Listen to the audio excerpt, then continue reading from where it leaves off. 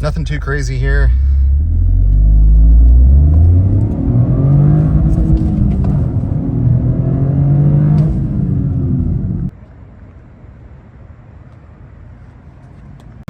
All right, guys, should I get a GR Corolla? Oswald gone in 60. Welcome back to the channel.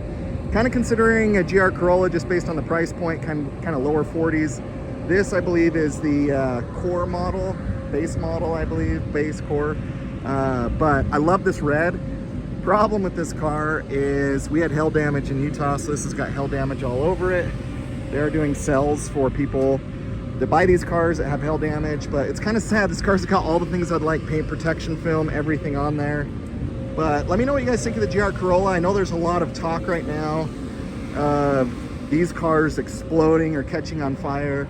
I always think that stuff is overblown, to be honest. I just think that happens when you roll out a new model.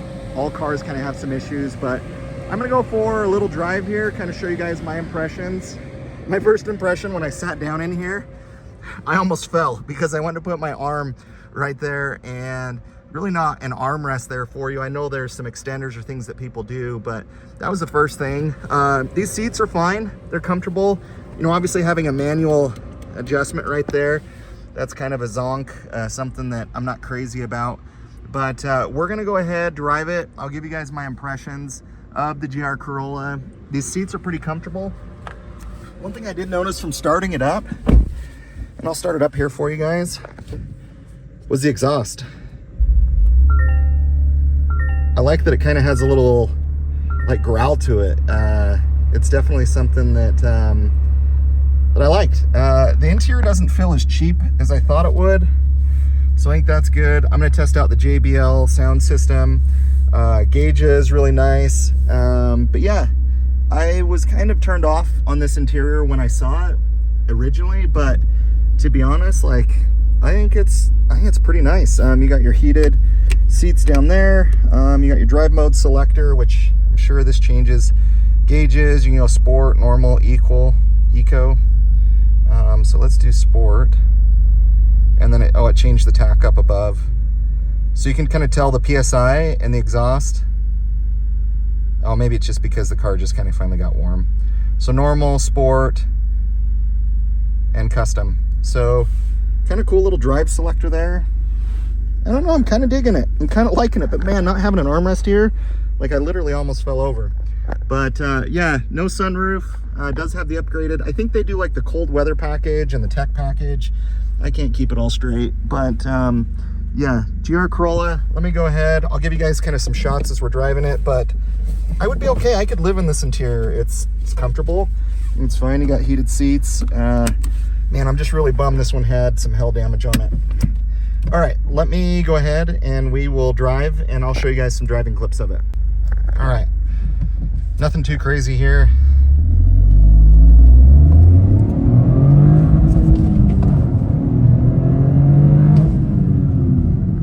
Okay, here are my initial impressions after just kind of a short drive with it. Man, it is fun. It is really playful. The shifter feels very precise, very notchy, very, very good engagement from the shifter, and that's something that I'm always really picky about. The clutch feels really light. Definitely has kind of a very soft, very easy release point, so it's very drivable around town and city driving. You do get on the rev limiter really quick.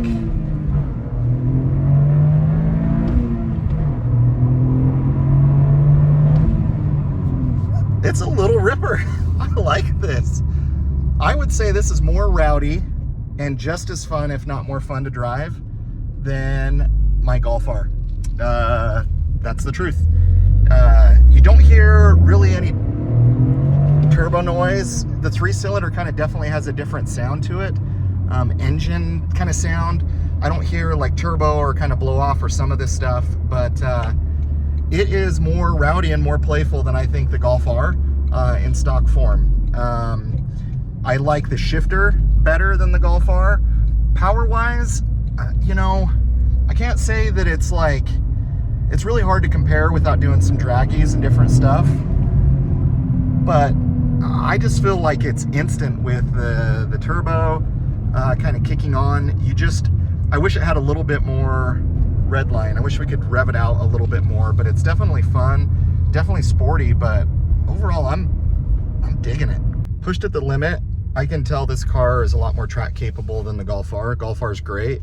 This car, just how it corners, how it handles, how it brakes, I can tell this car, it is a lot more capable around a track, in my opinion, than my Golf R is. I mean, the suspension feels tighter.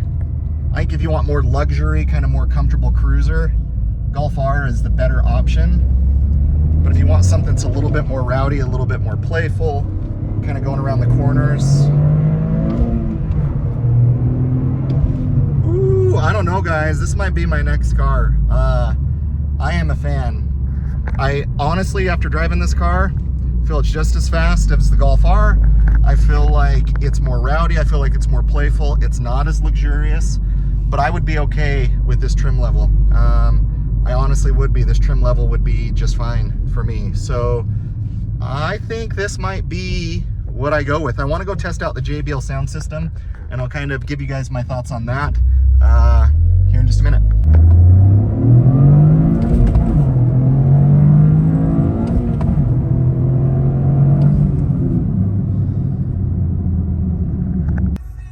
So the infotainment screen, this is probably the only area, like, I mean, it works, it's responsive, but I don't know, it just kind of feels like an afterthought, just kind of the screen.